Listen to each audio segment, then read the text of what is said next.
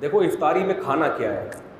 रमज़ान जो है ना सेहत बनाने का बड़ा बेहतरीन नुस्खा है। इसमें अल्लाह आपको मौका देता है अभी कोलेस्ट्रॉल को ख़त्म करवा दो, लेकिन रमज़ान में लोगों का मोटापा कम होने के बजाय बढ़ता है, क्योंकि इफ्तारी में तबीयत से तेल वाले पकोड़े फोड़ते हैं, तबीयत से बिरयानियाँ खाई जाती हैं, चाट और ये और वो एक ही दम इतना खाया जाता है कि आम दिनों में डिवाइड करके खाते थे, थोड़ा गनीमत थी, अब एकदम फोड़ते हैं। तो सेहत बनने के बजाय बिगड़ते, और रमज़ान में मौतें भी होती हैं बहुत।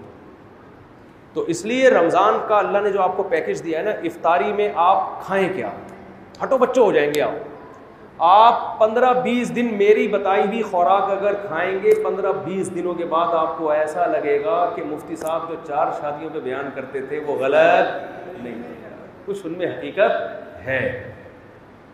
वो बातें आपको जो भी बुरी लगती है ना,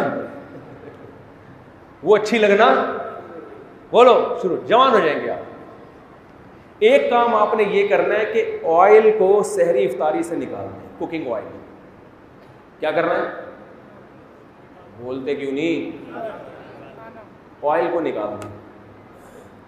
जैतून का तेल 1-2 चम्मच इस्तेमाल कर लें आप, समझते हो। देसी घी भी नहीं, घी भी छोड़ दें फिलहाल थोड़े दिनों, जैसे देसी घी वैसे अच्छी चीज़ है लेकिन छोड़ दें फिलहाल। दुनिया छोड़ने से पहले बेहतर है कि आप हर किस्म का घी वो जैतून का तेल 2-3 चमचे पी लिया करें 24 घंटे में। दूसरा काम आपने ये करना है कि रोटी चावल को कम करें, गंदुम को भी, और बोलो ना सहरी में गंदुम बहुत ज़्यादा फोड़नी है और ना इफ्तारी में, ना रात को किसी टाइम, गंदुम भी और चावल भी। समझते हो कि नहीं समझते हो।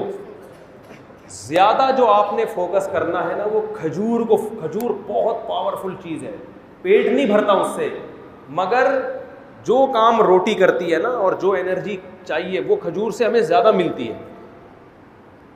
हमारे यहाँ इफ्तारी में खजूर के साथ इतनी ज़्यादती होती है कि एक खजूर की सुन्नत समझ के रोज़ा इफ्तार किया और फिर डायरेक्ट आ गए बिरयानी पे, कोल्ड ड्रिंक पे। अबे ये पेट भर के खाओ यार, तबीयत से खाओ, इस वक्त हजम भी होगी, जुज़्वे बदन भी बनेगी। आम तौर पे खजूर आसान नहीं होती हजम करना, खजूर आसानी से, कितना कुछ खाया हुआ होता है, खजूर के लिए मैदा तैयार ही नहीं होता। इफ्तारी में आप तजर्बा करके देख लें, जितनी भी खजूरें खा लें आपका पेट ख़राब नहीं होगा, तो ज़्यादा खाएं खजूरें। और ये कोल्ड ड्रिंक को एक तरफ रखें आप। अगर आप अव्वल तो शरबत, मैं तो कभी भी इफ्तारी में शरबत नहीं पीता, क्योंकि इफ्तारी में तजर्बा है कि शरबत अगर आपने पी लिया या पेट भर के रोटी खा ली तो मगरिब पड़ते ही आप टन हो जाते हो, किसी काम के तरावी के काबिल तो आप रहोगे, टन टनाटन। बस मैं हूँ सुन्नी टन टनाटन वाला हिसाब, मैं हूँ कादरी सुन्नी टन टनाटन वाला हिसाब बन जाएगा। ना तरावी पढ़ी जाएगी ना पढ़ाई जाएगी। पीछे देखो लोग तरावी में पहली रकत से ही झूमना शुरू कर देते हैं, सो रहे होते हैं। ये वो लोग हैं जिन्होंने इफ्तारी में रोटी पेट भर के खाई होती है, चावल पेट भर के। अगर ये चावल या रोटी से पेट ना भरते, खजूरें खाते या और कोई चीज़ खा लेते, मकई खा लेते, लोबिया की चाट खा लेते, लोबिया खाएं उसकी चाट बना के, वो मज़े की भी होती है। सफ़ेद चने भी खा लें, वो भी ठीक है। कार्बोहाइड्रेट जो है ना वो कम होना चाहिए। कार्ब वाली चीज़ें क्या होनी चाहिए, ऐसी चीज़ें जिनमें निशास्ता होता है, मिठास होती है। जैसे रोटी में तो बहुत कार्ब है ना, चावल में बहुत कार्ब है, ये कम खाएं। बाकी आप दालें खाएं, आप चाट खाएं, बेशक सफ़ेद चने की चाट खा लें, दही बड़े खा लें, तो कोई इतना मसला नहीं है। जायदादें खा के बैठे हुए होते हैं लोग, तो दही बड़े बड़े आराम से हजम हो जाएंगे। तो यानी कुछ भी खा लें आप इफ्तारी में, बेहतर है कि खजूर ज़्यादा खाएँ। एक सेकेंड, लेकिन आपने इफ्तारी में रोटी और चावल कम, 3-4 दिन आपको टेंशन होगी, उसके बाद आदी हो जाएंगे, फिर मज़ा आना शुरू होगा कि यार क्या तबीयत हल्की फुल्की, आंखों में रोशनी तेज़ हो जाएगी आप। तो सहरी में भी आपने रोटी और चावल को कम करना है और ऑयली चीज़ों को, और इफ्तारी में भी रोटी चावल को आपने कम करना है। जब भूख लगे लोबिया की चाट खा ली या सफ़ेद चने की चाट खा ली या काले चने की चाट खा, पकौड़े भी इतना कोई मसला नहीं करेंगे इनसे, पकौड़े भी खा, बेसन है ना वो भी इतना मसला नहीं करेगा पकौड़ा। ज़्यादा जो टेंशन देगी ना आपको रोटी और चावल और ये कोल्ड ड्रिंक और शरबत पियो टन। जिस खुराक को खाने के बाद इंसान टन हो रहा है ना, सुन्नी टन टनाटन बन रहा है, तो समझ लो ये खुराक आपकी बॉडी में फैट पैदा कर रही है। ये खुराक क्या कर रही है आपकी बॉडी में? ये उसूल याद रखो, शरबत पीते ही टुन होती है, तबीयत की नहीं होती, नहीं होती तो तजर्बा करके देख ले। इसका मतलब ये क्या पैदा कर रही है? फैट। ये बॉडी को मोटा कर रही है। रोटी खाते ही तबीयत क्या हो जाती है? एकदम आदमी को गुनूदगी। ये क्या कर रही है? फी नफसी ज़रूरी है रोटी, लेकिन आपको मैं रमज़ान का पैकेज दे रहा हूँ, ठीक है ना। और चावल को भी आधी रोटी खा लें बस, बहुत है। बाकी दूसरी चीज़, फल फ्रूट को फोकस करें। गोश्त खाएं तबीयत से, अल्लाह ने अगर पैसा दिया गोश्त खाएं, मछली खाएं, गोश्त खाएं, ये चीज़ें खाएंगे फ़ायदा होगा, नुकसान नहीं होगा। लेकिन रोटी चावल अगर आपने उसी स्पीड से फोड़ना शुरू किए जिस स्पीड से आप खा रहे हैं, तो रमज़ान आपको कोलेस्ट्रॉल का तोहफ़ा देकर जाएगा, फैट चढ़ा के जाएगा, आँखों की बीनाई ख़राब हो जाएगी आपकी, शुगर की बीमारी पैदा होगी, हार्ट अटैक के ख़तरे। बहुत से लोग इफ्तारी करते ही लेटे तो उठे, पुलिस भी आके उठाया, पुलिस से भी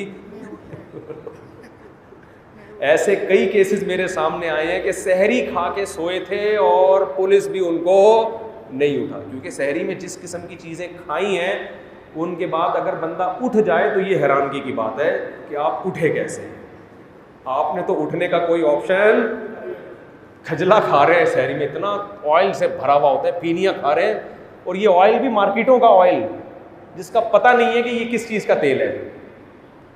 तो इसलिए थोड़ा सा अपने आप को तमीज़ से ले आए ना, लेमन पिया करें और विटामिन सी मिलता है, तो इससे आप देखो ऐसे निथर जाओगे, हटो बच्चो हो जाओगे आप ईद की चांद आपको सबसे पहले नज़र आएगा, आपकी आंखें इतनी तेज़ हो जाएंगी, सबसे पहले आपको चांद नज़र आएगा, आप बोलोगे वाह भाई वाह सुभान अल्लाह। तो बहुत फ़ायदा होगा, लेकिन एक हफ्ते की प्रैक्टिस करनी पड़ेगी इसके लिए, और इससे कोई कमज़ोरी नहीं होगी। ये रोटी ख़त्म नहीं करनी है, याद रखो, कम करनी है, ख़त्म करने से नुकसान होगा। चावल भी ख़त्म नहीं करना है, बहुत कम करना है। बाकी गोश्त को ज़्यादा फोकस करना है, दूध पिए, गोश्त खाएं, खजूरें खाएं और शरबत ना पिए। चीनी का इस्तेमाल बोलो बिल्कुल लाइफ से वैसे ही चीनी निकाल देनी चाहिए। तो ये बड़ा ख़ानदानी पैकेज है, बड़ा मज़ा आएगा आपको। जी क्या कह रहे हैं आप? देखो एक बात याद रखो, एक टाइम खाया करो, इफ्तारी में भी खा रहे हैं, फिर मगरिब की नमाज़ पढ़ के भी खा रहे हैं, ये पागलों वाली हरकत है। इफ्तारी में खाते हैं सिर्फ और फिर सहरी में खाते हैं, वो तो बेहतरीन, ये तो बहुत अच्छा काम है। मेरी तो आदत है, हाँ मुझे पता है, मेरी तो आदत है, मैं हमारे यहाँ 15 मिनट बाद मगरिब की नमाज़ होती है, मैं इफ्तारी में खा लेता हूँ जितना खाना होता है, उसके बाद बस ख़त्म। बहुत अगर कभी तरावी के बाद भूख लगी तो खा लिया, वरना नहीं। लोग क्या कर रहे हैं, पहले इफ्तारी में खाते हैं, फिर मगरिब की नमाज़ पढ़ के आएंगे, फिर जाके खाना खाएंगे। हालांकि उनको पता है कि हमारी भूख, क्योंकि जब वक्फा आता है ना तो भूख नहीं रहती फिर, तो ये पेट ख़राब होता है। रमज़ान में बीमारियां कम होने के बजाय बढ़ती हैं, तो रमज़ान बदनाम होता है इससे। वो हालांकि रमज़ान का कसूर नहीं है, वो आपका अपना कसूर है। तो अगर आपने इफ्तारी के फ़ौरन बाद खाना खाना है तो इफ्तारी में 2-3 खजूरें खाएँ, नमाज़ पढ़ें, फिर खाना खाएँ। लेकिन अगर नहीं है तो फिर तमीज़ से खाना खा लें, और मस्जिद के इमाम को बोलें कि थोड़ा लेट पढ़ा दो भाई, कोई भागे नहीं जा रहे यार, थोड़ा 1 महीना है, खाने तो दो तमीज़ से। वो भी खड़े हुए होते हैं मौज़िन साहब, बस इधर आधा जल्दी जल्दी खा रहा है और उधर अजान की आवाज़ आ गई, जुगाली करते हुए आ रहे होते हैं मस्जिद में। मैंने तो देखा चलते चलते दस्तरखान से पकौड़ा पकड़ रहे होते हैं कि जमात भी पढ़नी और चलते चलते हर एक पकौड़ा। तो यहाँ मगरिब की नमाज में ताख़ीर जायज़ नहीं है, लेकिन एक उज़र है ना, तो हम तो कोशिश करते हैं अजान और मगरिब में कम से कम 15 मिनट में भी जिस कम वक्त का पेट ना भरे ना, तो ये पेट नहीं है, ये लालू खेत है। ये कुछ भी खाएगा इसका पेट नहीं भर सकता। इसको फोकस करें, बहुत फ़ायदा होगा इंशाअल्लाह, सेहत बड़ी ख़ानदानी हो जाएगी। अल्लाह अमल की तौफ़ीक़ अता फरमाए।